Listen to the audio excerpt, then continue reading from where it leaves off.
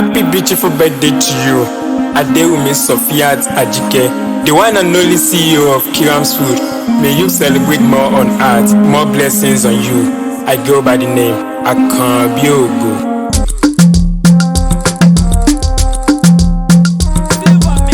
Alade no pay me o, Aladechanter.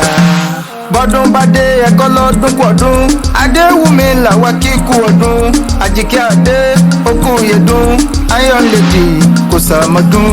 Bọ́dún bá dé ẹ̀kọ́ lọ́dún pọ̀dún, Adéwùmí làwa kíkú ọdún, Àjíkẹ́ Adé okú yẹ̀dún, Iron Lady kò sàmọ́dún. Ajé kó máa bá ọ gbé, owó kó máa bá ọ gbé, ọlá kó máa bá ọ gbé, ìbànújẹ́ dohun ìgbàgbé. Bọ́dún bá dé ẹ̀kọ́ lọ́dún pọ̀dún, Adéwùmí làwọn kíkú ọdún, Àjíkẹ́ Adé okú yẹ̀dún, Iron Lady kò sàmọ́dún. Àwọn obìnrin ẹ̀fà mú sí o, mo lápá mo lẹ́sẹ̀.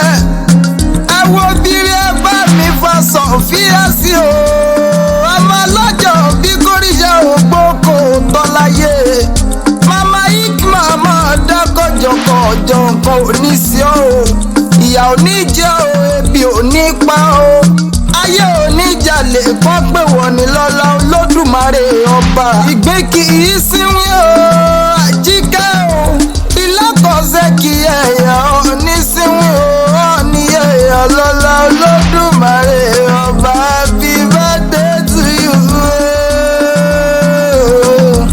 Máa pẹ́ kó gbó láyé kan tọ́tọ́tọ́ sí o.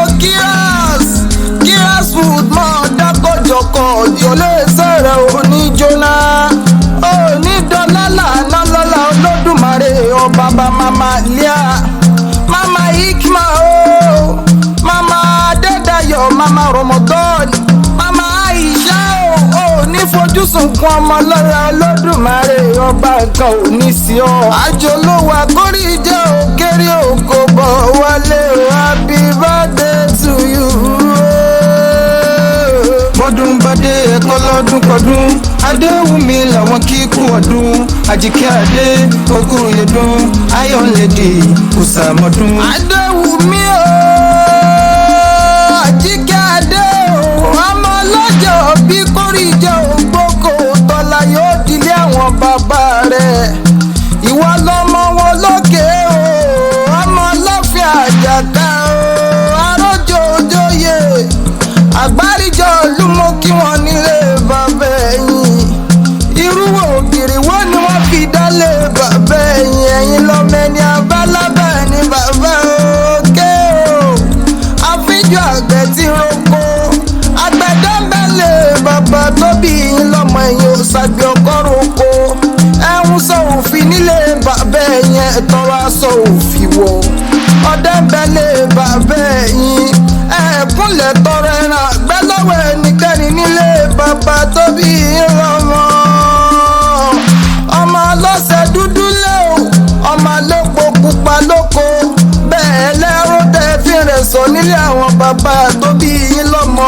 Ọ̀nà méje ló wọlé bàbá ẹ̀yìn gangan, ẹ̀yin lọ́mọ olókè níwájú o, ẹ̀yin lọ́mọ olókè lọ́ọ̀tún, ẹ̀yin lọ́mọ olókè lọ́sì, ọmọ olókè lẹ́yìn ni wọ́n máa koríkì bàbá ẹ̀yìn ó gé ríbitíribitì lọ́lọ́ fẹnu sọ̀lẹ̀ nílé bàbá tó bí yín o.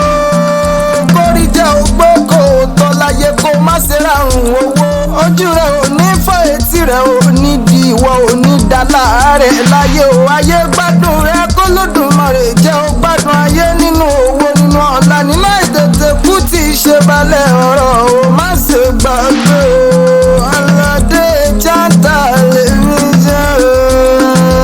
Bọ́dún bá dé ẹ̀kọ́ lọ́dún pọ̀dún, Adéwùmí làwọn kíkú ọdún, Àjíkẹ́ Adé okú yẹ̀dún, Iron Lady kò sàmọ́dún.